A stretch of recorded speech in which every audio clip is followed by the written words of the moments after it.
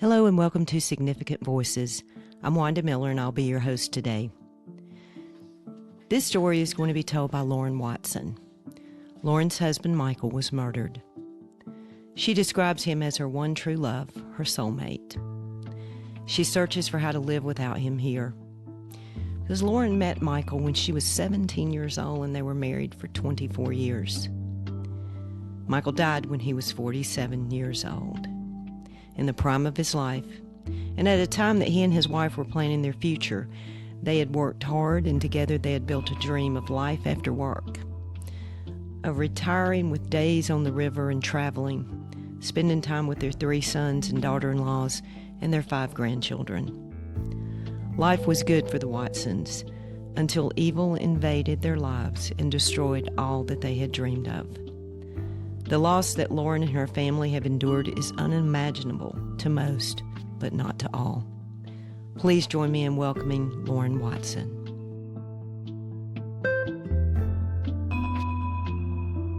Well, it's actually really hard to think about life before this happened. Sorry. So Michael and I, we were high school sweethearts, married when I was in college, and at the time this happened, we'd been married just over 24 years.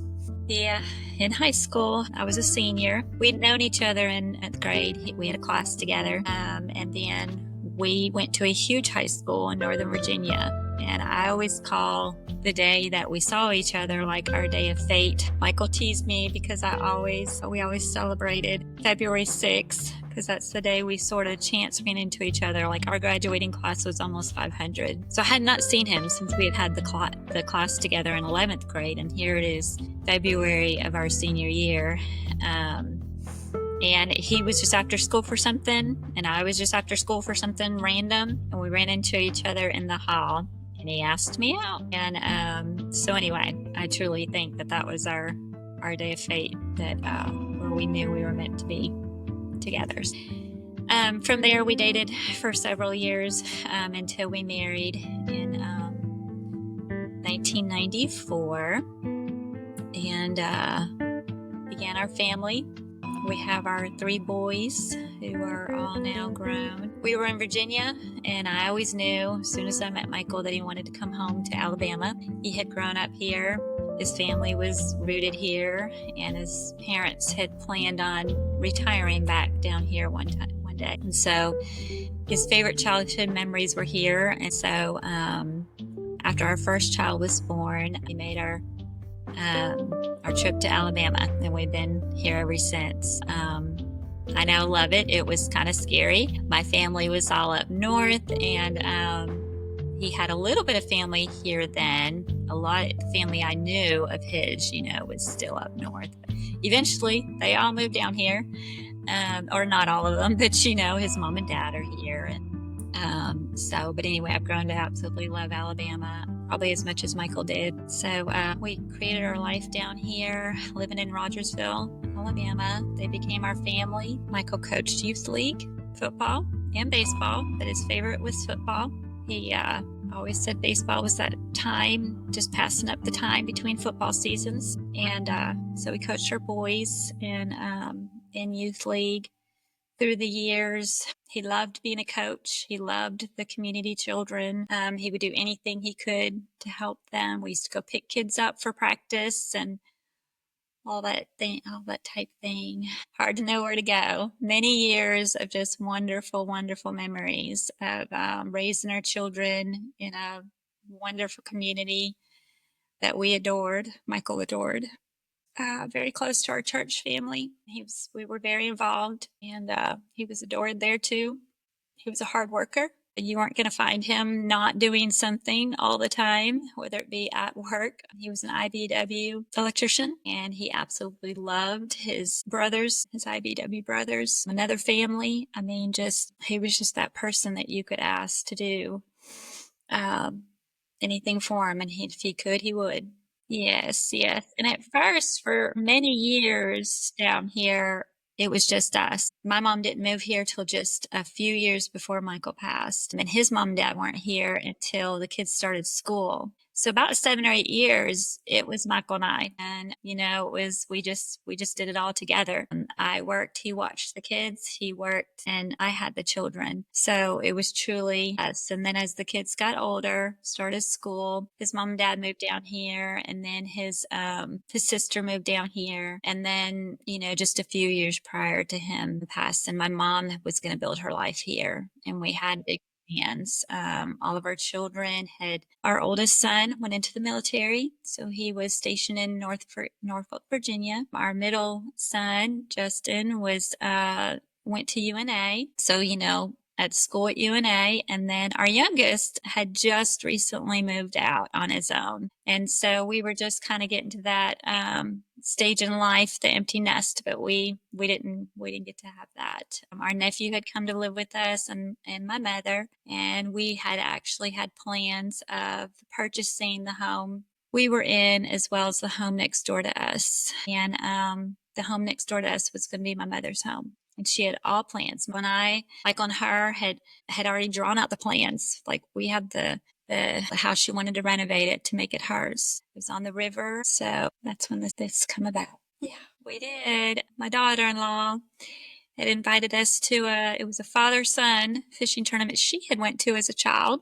Her dad had taken her, and Mickey wasn't, he was stationed in Norfolk, Virginia, and we had a family vacation trip planned for the following week. And so she asked Michael to go with little Michael, who's named after him. He's little Michael II, our oldest grandson, and she wanted those memories. And so she had asked him to go with them. And then Mickey had called me, our son called me the night before and wanted to make sure I was going. And I was like, okay, which I loved to go fishing with them when the kids were younger. That's something we did. So, and any time to get to spend with grandchildren, of course, and her, because, they live so far off. So I said, of course, I'll go. And so we left before sunrise and went and enjoyed some beautiful memories. We got up there. Michael and I didn't have a lot of time, just him and I, because, we had the kids. And then just as soon as, really before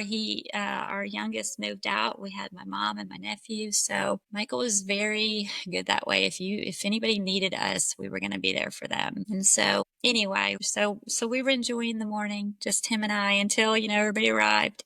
And then our son surprised us. He come in.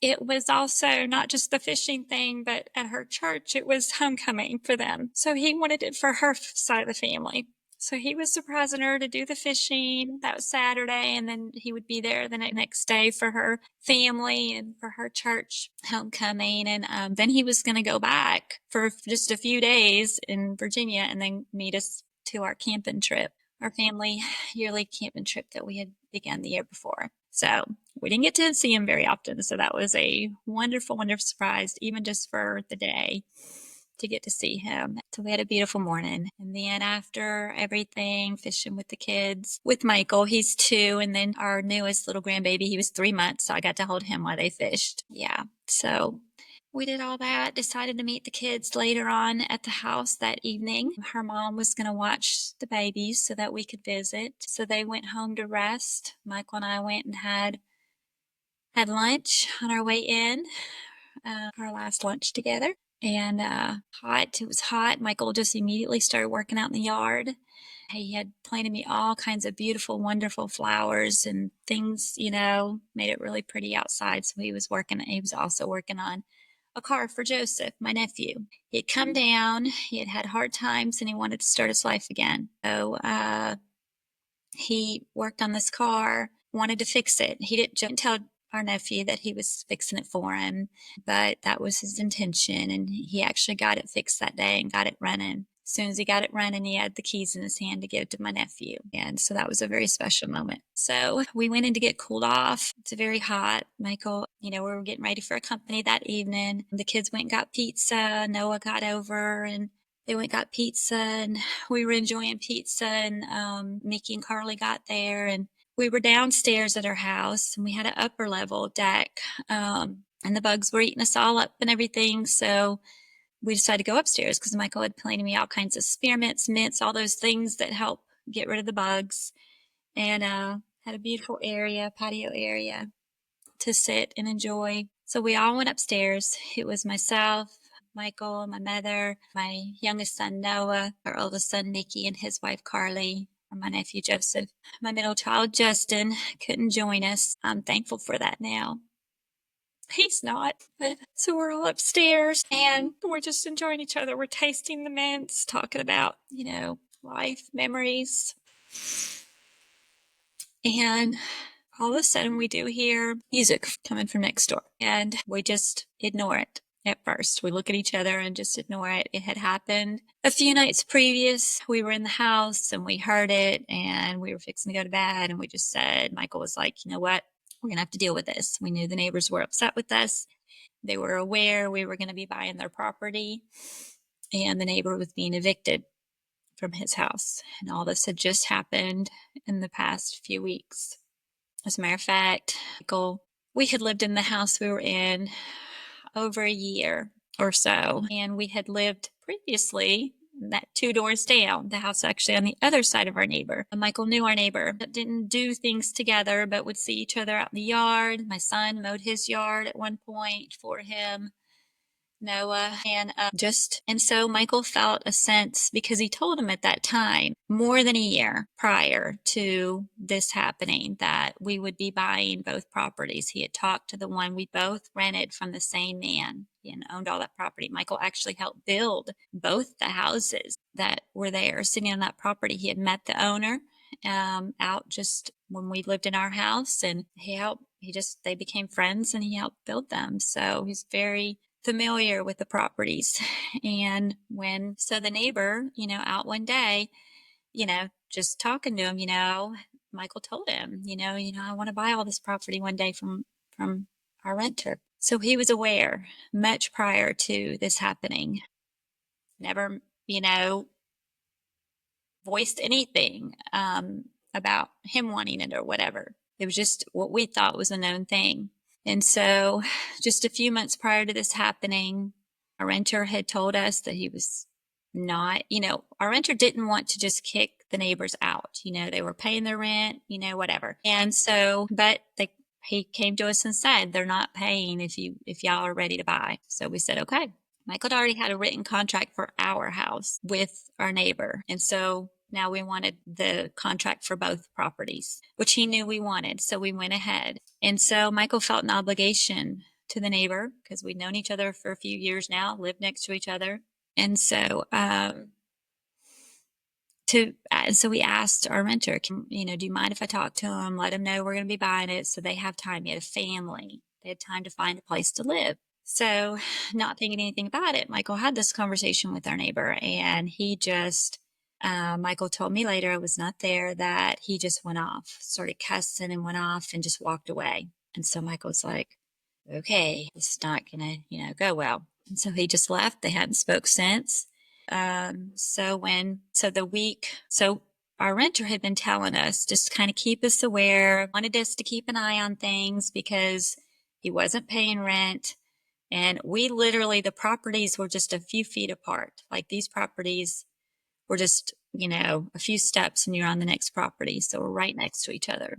So he just wanted us to keep an eye on things, make sure, things were going okay. So he told us he got the eviction on the Monday, I believe, before this Saturday happening. We knew he had gotten the eviction notice. Well, that week, we, heard the loud music. Michael was, we're going to have to deal with this. And we ignored it.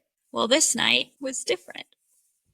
Our family was in and we were outside, and it was not just music. It was like music I've never heard before. It was vulgar, sexually explicit. Like you could hear every word of what these people were trying to do to each other. And it was upsetting. So I asked Michael if we could, ask them to turn it down. And at first he said, there's nothing we can do about it. We're in the county. Legally, we cannot ask them, so we just kept on. And so we tried to still talk to each other and enjoy each other, but it got so loud that Michael literally sitting right next to me, we could not hear each other.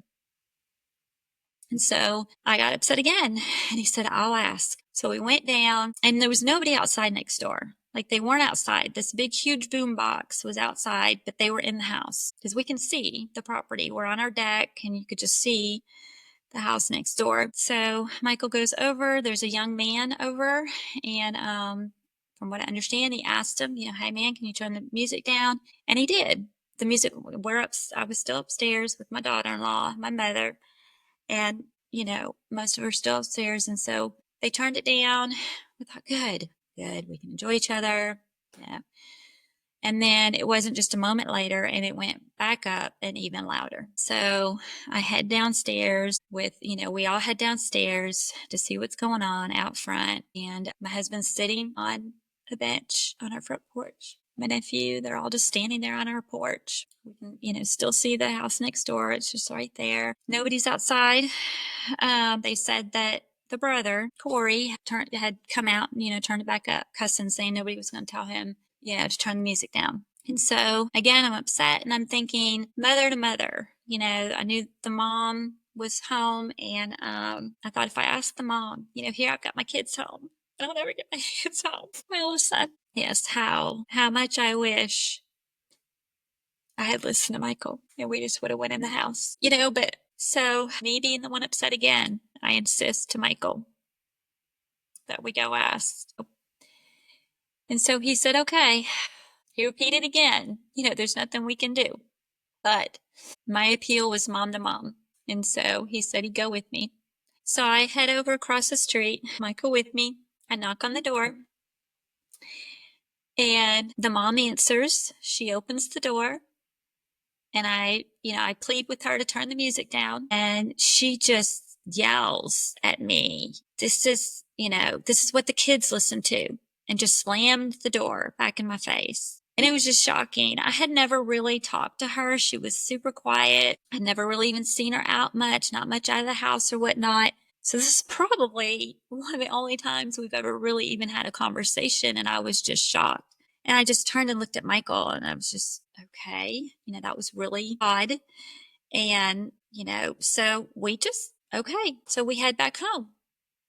Like I said, it's not very far. We're just a few steps off their porch, and the brother, Corey, comes out of the house and just screaming at us, cussing, and, who are you to tell us, and, we stopped, to turn, somebody screaming at us, and Michael had some words, and then we just kept turn around, keep on. And he would start screaming when we would start walking back. But if we stopped, he would stop. It was just taunting.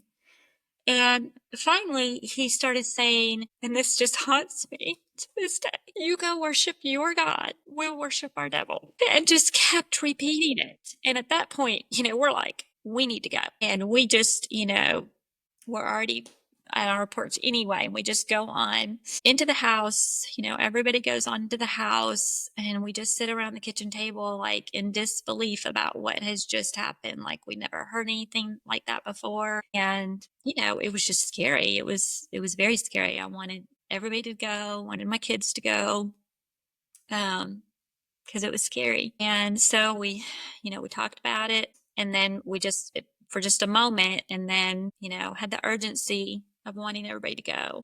And so we went back out on the porch and saying our goodbyes. And my son Noah and Mickey and Carly all left. My nephew lived with us, and my mom, lived with us. So we stayed. And, we went back on the porch, and Corey he's now going from the house all the way down we have long driveways, down the driveway and back to his house, just like yelling profanities, just like almost to himself. It was scary, and so the kids left, and he would go in for a few minutes though, and then come back out. And so Michael just stayed on the porch. Michael and Joseph wanted to ensure that, we were safe and nothing else was going to be happening. And so Mom and I went in the house, and I don't know how much time passed. We found an old movie and she said, Michael's went off the porch. And I still had my shoes on. So I just went back out. There was a little window in our door. I was sitting like next to the door, my back, but my mom was sitting over there, and she just noticed. And so I go outside, and it's dark.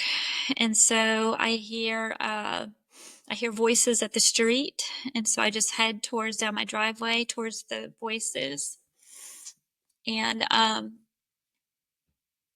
hear Michael. I'm like a little over halfway down the driveway, and I hear him. And he's talking And he's saying, man, we only have a month or a little while to live by each other. I've never had any problems with you. We only got a month to live by each other. And they're trying to reason with them. And so apparently Chuck had gotten home. When I got done to the end of the driveway, I see at the end of our driveway, again, they're not very far apart. The street I can see now because the street lights are there. My nephew Joseph is like at our mailbox, and Corey is like trying to Joseph is trying to hold Corey back from, he's just holding him back. He's just standing like this, and Corey's trying to get around him, and he's screaming now profanities at me, disgusting things at me, since he sees me coming down. And I see Michael and Chuck at the end of Chuck's driveway, and his back's to me, and he's trying to talk to him, and Corey gets away from Joseph, and he starts hitting Michael. Chuck starts hitting Michael, and they're pushing him like across the street. And I can't see him anymore because they've pushed and they're hitting him. And so I call 911, and I, it seems I can't get it. I feel like I can't get it dialed. So I look up, and Michael is walking towards me. As he's walking home, he's walking towards me. He's walking across 3 yards, and and he's wiping his lip. I think this is over. I had this little tiny moment that I think, oh, this is over. And then we hear gunshots.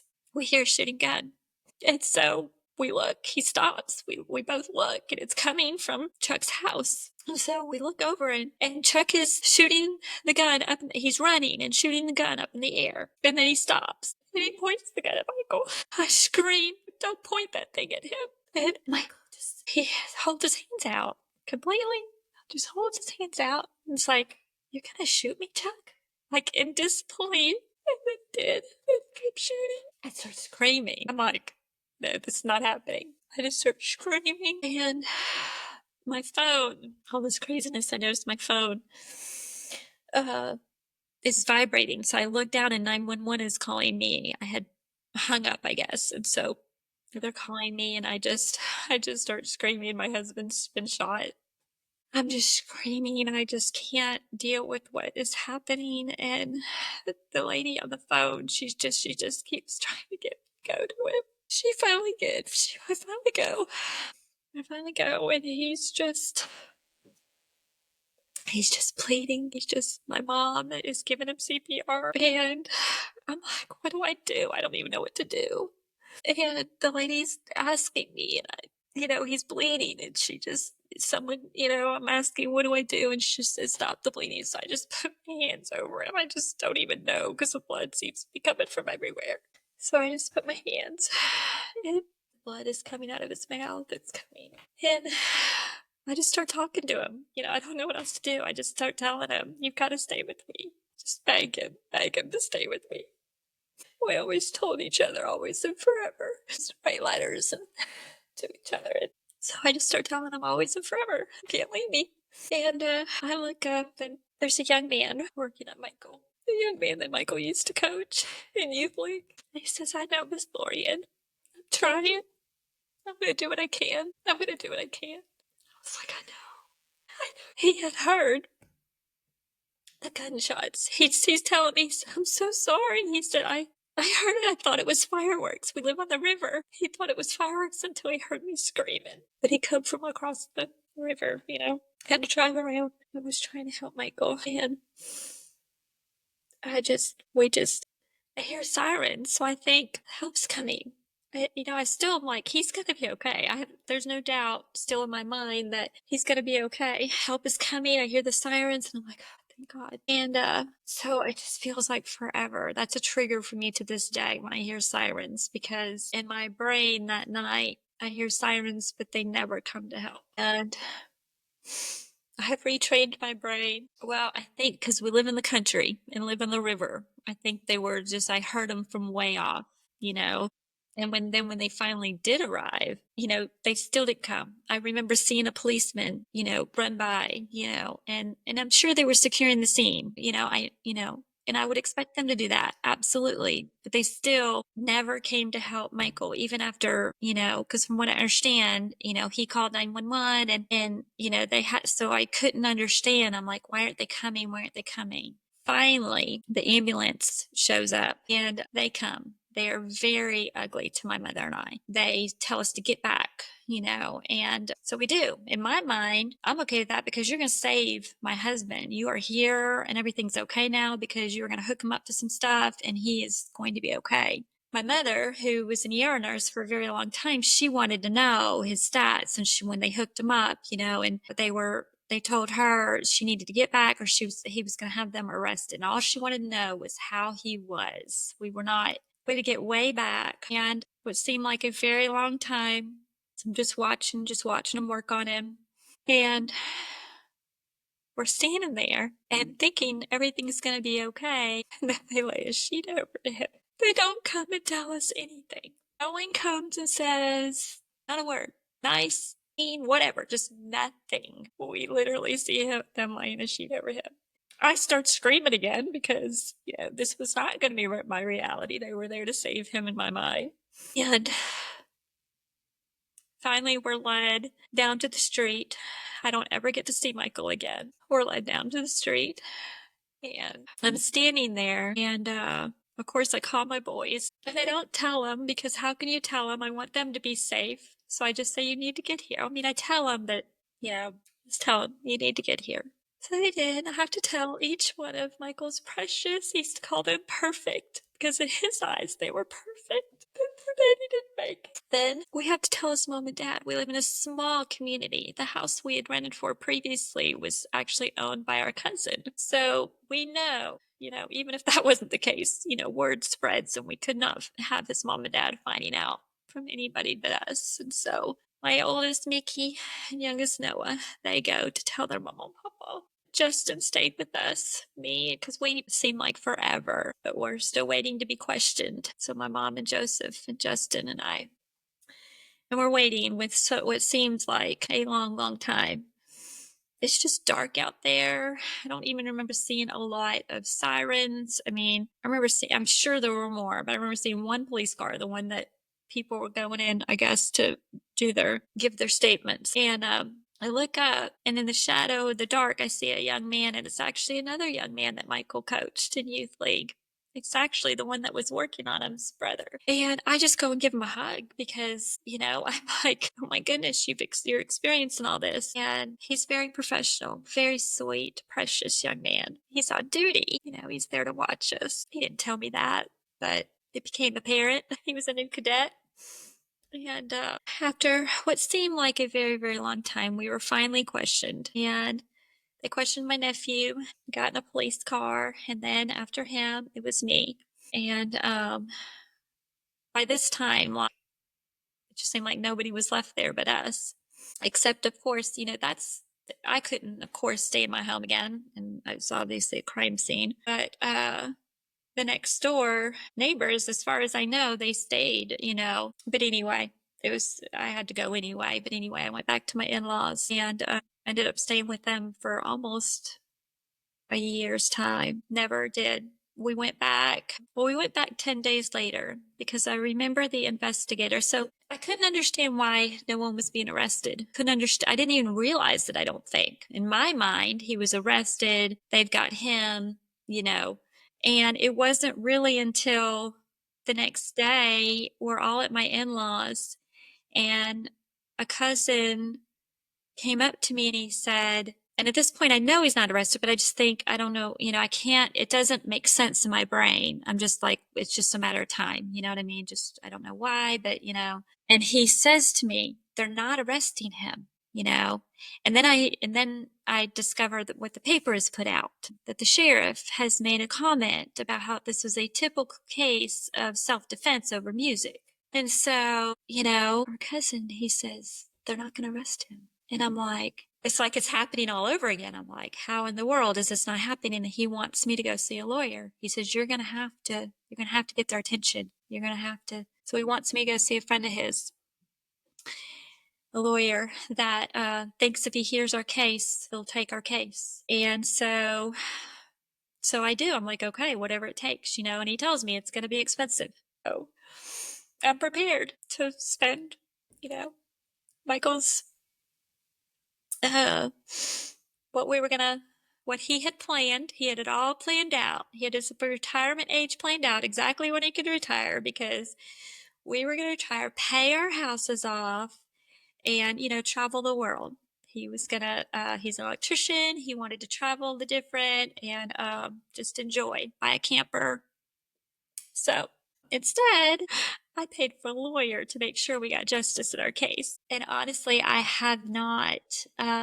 actually have not processed the night back yet because we stayed in court for so very long. But I will. I continue to do so through trying to honor Michael, like doing this right here. But that's why it's so hard to tell it, even over 7 years now. But so we do.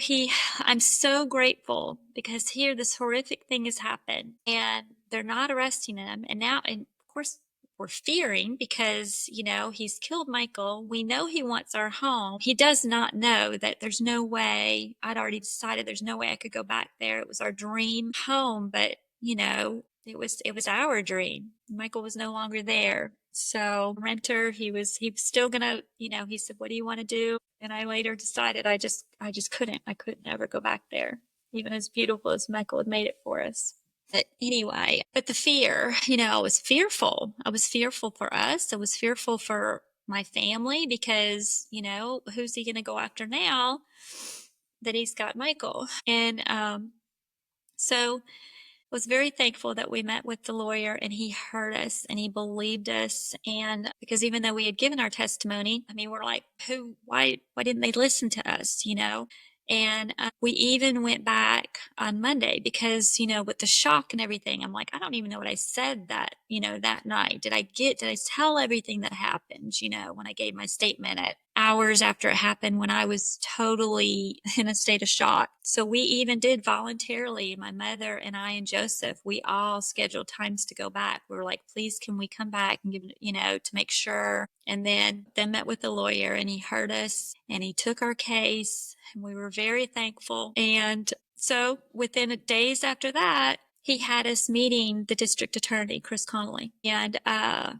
remember sitting there. I can still remember where he was sitting, where I was sitting, and talking with him about our case. And he said, if I'd have known what I know now about your case, he would have been arrested that night, which would have totally changed the course of what we went through for the next 4 years, trying to get a conviction for it.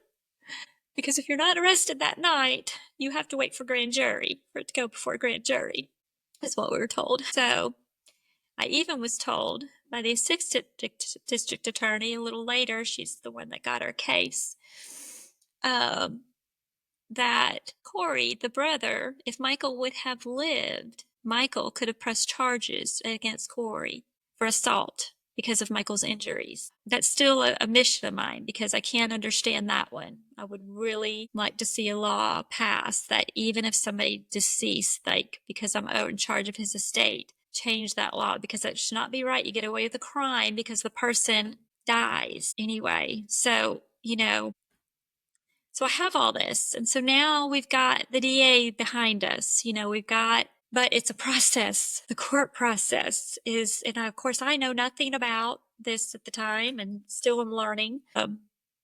So we begin the very long process of waiting for grand jury. Our case, of course, June 9th, 2018, went before grand jury in October, where when we got our indictment, of course, we're all relieved and, and everything. And he's finally going to be arrested, only to be in jail for, I'm pretty sure, if I look back, it was less than an hour, maybe two. On bond, out on bond, and $50,000 bond, which means he only had to pay $5,000 to get out.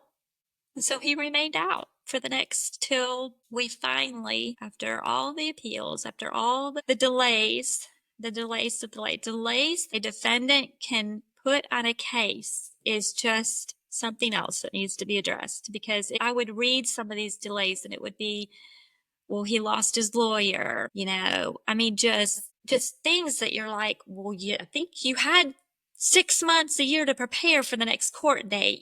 If you're not prepared, I'm thinking that should fall on you, not the victim, to have to wait longer. And so anyway, I know COVID happened. Our case happened in 2018. I was told at the time that it would take 1 to 2 years to get our case before a jury. And that to me seemed like a forever amount of time. But then, of course, we were hit with COVID.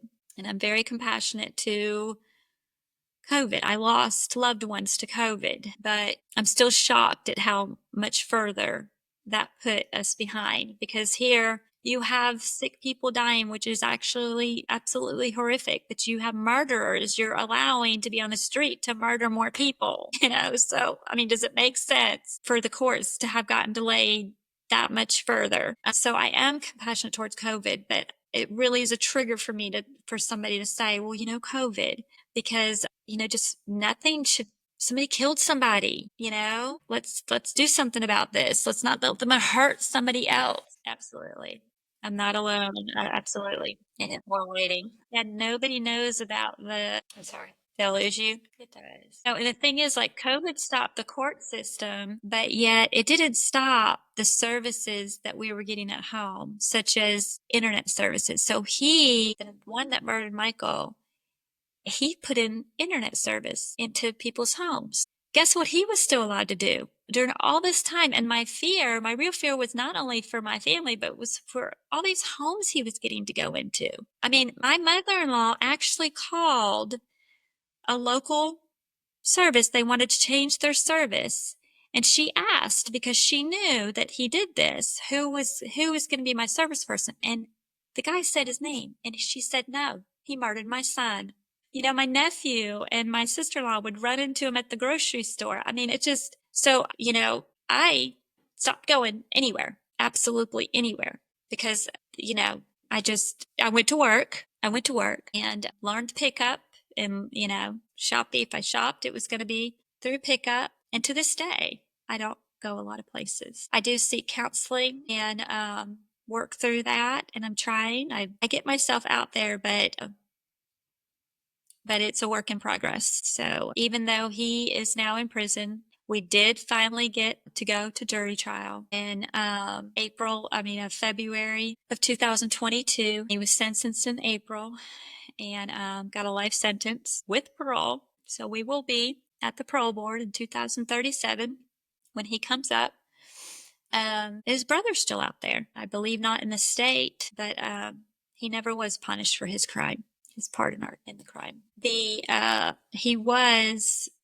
tried to get an indictment on him too, but they no-billed him for the murder of Michael. So we're left with no charges against him. The media, before our case really even was heard by when, the media decided our case, which in their defense, they were given a statement from the sheriff's office thinking the case was decided. And if you go and look up the stories about our case to this day, you're not going to find much different. So, because even after, I was asked to not speak about our case. And of course, I didn't want to do anything that would jeopardize our case. That is one reason why I did seclude myself, not only for the fear, but because I couldn't talk about it, with anybody. And so I wouldn't allow myself to. There's only a handful of people I've talked to about our case. And right now is one of them. But even through the years, only our closest family, my children, my mother, know all the details of the case, because I didn't want it out in the media. I wanted to tell it in court, where it should be told first to get a conviction for what happened. And so I didn't talk to anybody about it. No, not even anybody outside immediate family. Then when it all finally came out and we got our conviction, life sentence, our lawyer, I asked, and so he contacted the media to see if they wanted a statement, to see if they wanted to go ahead and give our side, if they wanted the story. And apparently we were old news by then. 4 years later, it was the next murder. Apparently that was the most important. So yeah, if you look up our case now, it's still gonna not portray the truth, not portray the whole story, not portray the story really. It's really not too much about music at all. It was the trigger. And but I will say, since I have gotten involved with vocal, that although my story has not been told, the news media has come to vocal things. Our vigil has supported our vigil the last few years. And so it's very meaningful. But it is one reason why I have been afraid to speak out, because it's kind of like you say things and then they make it their own. And I don't want my words to be anybody's but mine.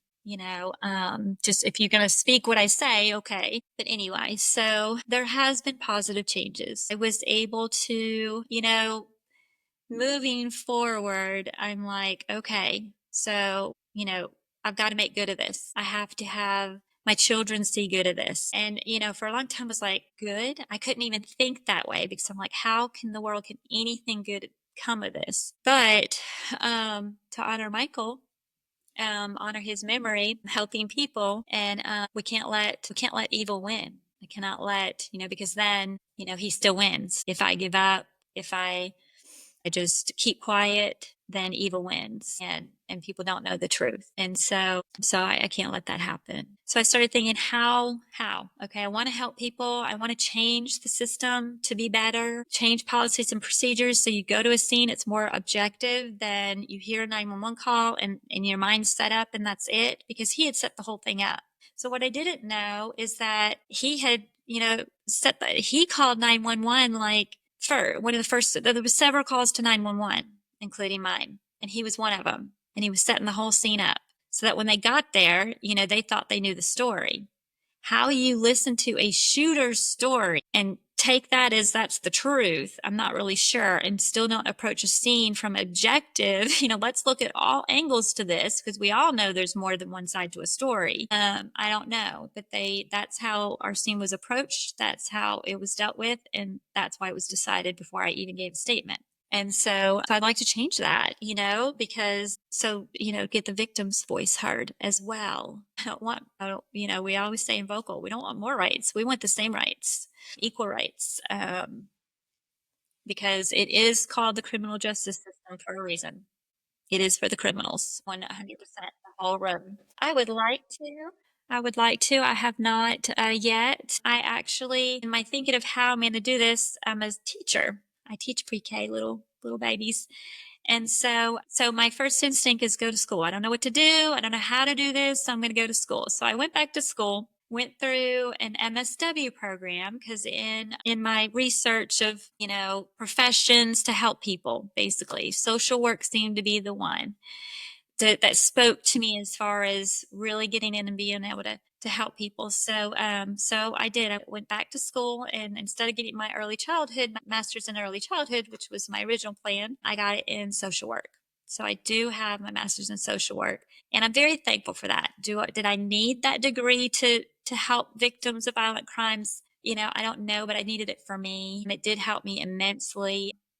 I did speak a little bit. I did a grief seminar at Heritage University, not about our case, but about grief. It's the only other time I've spoken publicly about our case. So I've tried to, get myself out there. I was asked to speak with some of the interns, life got busy or whatever, but I would love to reach back out to the professor that had asked me to do that, the instructor. But anyway, that really got me socially. It helped me, even though it was all online and such, but still it really helped me to be able to kind of grow within myself and learn some of the hows, and then also getting involved with vocal. So Deanna Tidwell, our director of victim services here, wonderful, my lifeline for a long time, still is. She told me about a vocal meeting, that I needed to go, or, suggested that would be a good thing for me, because she knew I wanted to do things to help, and to help other victims, keep Michael's memory alive, and to help other people. And so she invited me to a vocal meeting, and I went to my first one soon after our trial. I remember seeing vocal people at our trial. So, I think maybe I did attend my first one right before, because I remember recognizing some of our vocal members and just feeling like, they didn't say a word. They know there's really no words. They were just there. And that just meant so much. And so I started going and quickly became involved, because I'm one to kind of teacher in me. I just kind of jump right in. Patsy Michael took me under her wing and has taught me so very much. And I still call her the current president at the time that I joined, and the other vocal members. I mean, they're just precious people that started the vocal here in Shoal at the Shoals chapter. And I remember thinking when I first met them, the Condrys and Rebecca and Charles Condry and uh, Mr. Danny and Johnny, their cases happened like, well over 20, 25 so years ago. And I'm like, wow, if they can do this, if they can still be here for victims, I can start. They're just amazing people to me that they're still here so long after their crimes and still just want to help people and be there for them. And that's just a beautiful thing. And so they are my inspiration, as well as so many others. Miriam, I got to meet her, one of the founders of Focal, and that was just, one of those moments in your life. A lot of people want to meet these stars or whatnot, and she's my moment. She's that moment that I'm forever grateful for, that I got to meet her. And what she said to me, she simply said, we'll be there for you. She asked me about my case. She said, when are you, and I told her, you know, 2037 will be up for parole. And she said, we'll be there. And so those words just, hold dear to myself to keep me going, because it's hard. I know it's hard. Yeah. It's a conscious discipline. What you give to others, you strengthen within yourself. Dr. Becky Bailey. That's been a lifeline for me. I got several. God's been with me this whole way. I couldn't be here right now without many, many things unfolding, and it's His timing. I have felt, He's left me here I've accepted that He's left me here and that He's left me here, period. And then it must be for a reason, right? So I hold on to that quote that you mentioned: what you give to others, you strengthen within yourselves. And I try to share it with others, because it's truly a gift of life to be here and to be able to help others.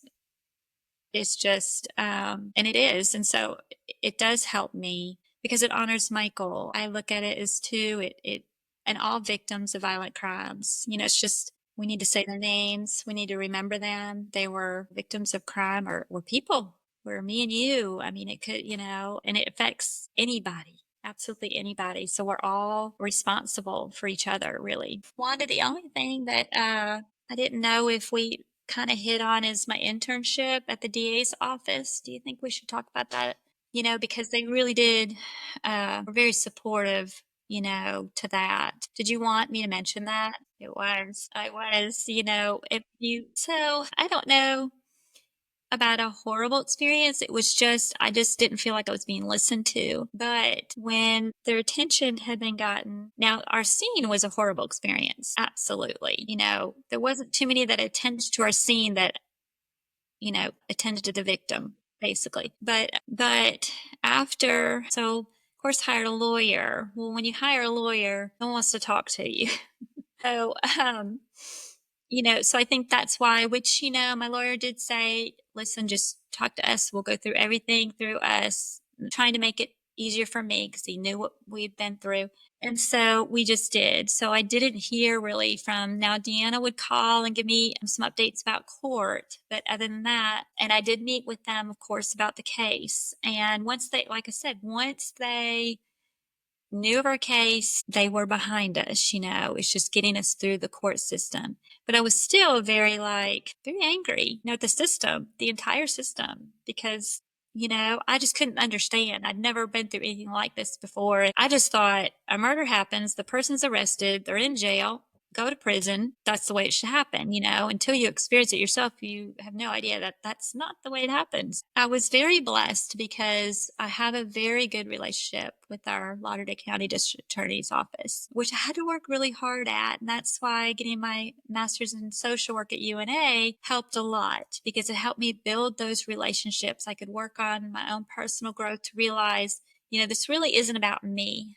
It's about helping others. And so take myself out of it, and everybody's just doing the best they can with what they have. So if you don't know better, you can't do better. So that's the perspective I tried to take. And I was, going to school. So I have to do an internship, right? Which I did do some with my workplace. But then I asked Chris Connolly if I could do it with them and Deanna Tidwell, and they agreed. So I'm sure they were kind of leery with my experience, and here I am, going into having to face people.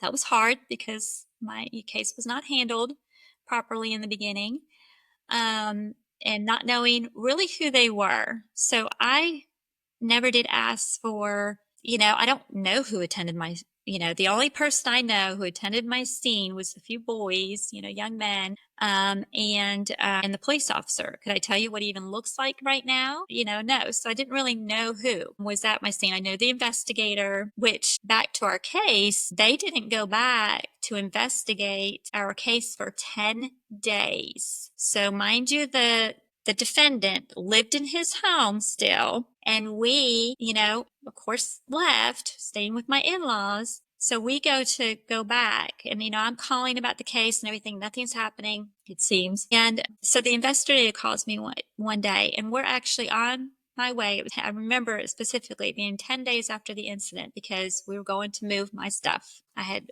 lots of family, friends, beautiful, fit people. We were so, so very loved, and they all come to help us. My son's friends, men and girls, were going to just move me, pack me up and move me in one day. And so this is the day we planned that. Well, that morning, the investigator called me and said, and I could hear the apology in his voice as he's telling me, we're going back out to the scene, and I'm like, it's 10 days later. They're looking for casings and anything they might find. And I still, as you hear me saying it, 10 days later, and they lived there, like, what are you going to find? And anyway, I know, but we're going to see what we can find. Okay. So anyway, so that's how our case was handled. Anyway, thankfully, they did find one casing the night of the murder that he did not get up before they arrived. Remember, it had been a long time before anybody arrived. And so there was actually one casing laying exactly from where he shot Michael, because his story kept changing, and it was, I was over here and I was over there, and they knew exactly where he was. So I just thank God for that, because that's just a God thing that was left there. So anyway, all that, just, there's so much, you could never tell it all, about everything that happened. But back to the DA's office, I can truly say, after doing my internship at the office, every day it was a blessing. It was hard. Never knew who I was going to run into. And with my, my social anxiety now that I had developed, that was hard too, being in a social setting. But I was able to do some wonderful work for Vocal. Hopefully helpful to Deanna Tidwell, who works this times 10 people. I mean, she does the work of many, many people for victims. She has a heart for victims. I do believe Chris Connolly, our DA, has a heart for victims. Most of the people in the office have a heart for victims. And that's what I discovered. I think I got a lot of learning. It was wonderful. I got to do 2 summers, and I was so honored to get to be there. So I went from a angry, fearful, okay, Lord, I feel like you want me to do this, but I'm going to try, it was such a blessed experience. Now I can go into the DA's office, and, I'm welcome, and they're just good people. And I know that especially from hearing about around the state, we're very blessed in Lauderdale County. So, and my internship was just an experience that helped me move forward, and hopefully help me to help victims. Was very much. And our assistant DA, Angie Hamilton, she's the one that did our case. And she did a phenomenal job. I mean, I just can't say enough about her. She's another one. I could keep going, with it, but she just helped me through. She truly has that heart for victims too. Lorien Watson has taken us through the many layers of victimization, the before, the during, and the after. Throughout, she has shared the highs and the lows, and the people who helped her, and those who only made the journey more difficult.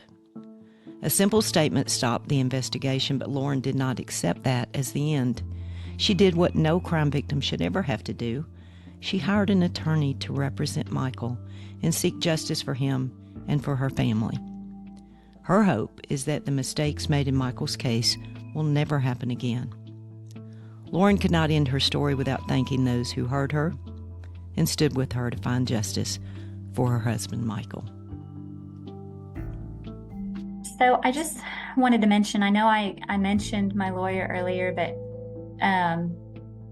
my lawyer story is really such a huge part of our story. My lawyer is Tim Case, who I would say is now a friend, along with Jessica West, who have both seen me really through everything. My darkest moments of, the continuous delays and the true ups and downs, roller coaster ride really of navigating the court system. I remember when we got our indictment for murder, our family was sitting in Tim's office waiting,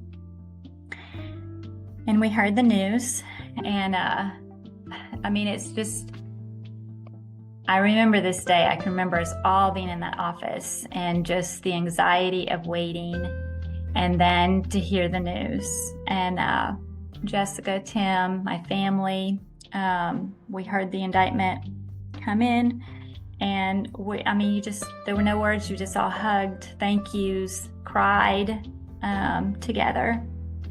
And, rather than the DA's office getting my many, many numerous calls, hysterical, honestly, at times, Tim's office got them, Jessica got them, and she would just be my calming voice. I could call and she would just listen. I would just go on and on at times, and she would listen. I'm truly grateful for her and for Tim. I do believe that, God sent me that to them. They helped me get through to the trial. Tim heard me. He knew I was telling the truth, and he took our case. And he's a defense attorney. So a family member recommended him to us. And even though he's a defense attorney, but he took our case, he heard us. He knew we were telling the truth, and he wanted to help us. And I'm forever grateful to him and to Jessica for all that they've done for us. I believe if Tim Case had not taken our case, that our murderer would have walked. And so I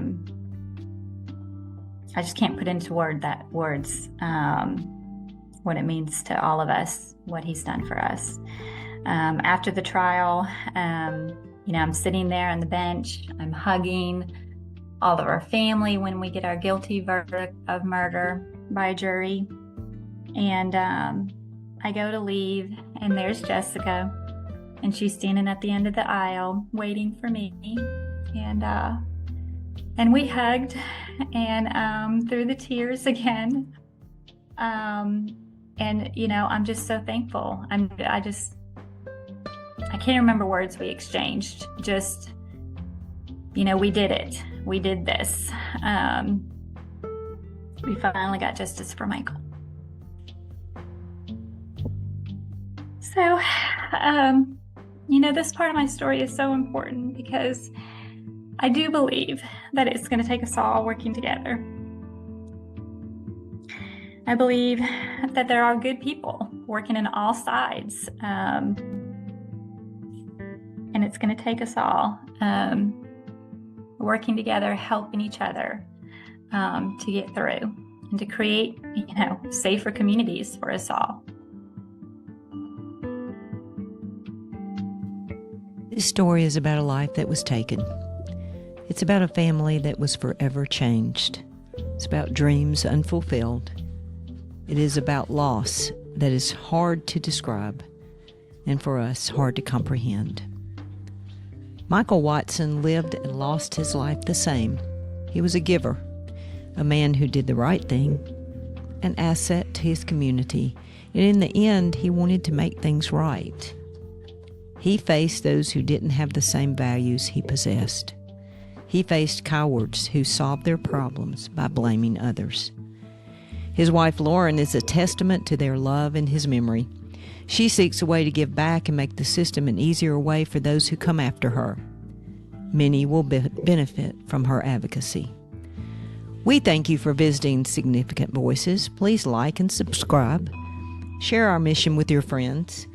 You can learn more about Vocal, Victims of Crime and Leniency, by visiting us at vocalonline.org and our social media links. We appreciate your support. Thank you.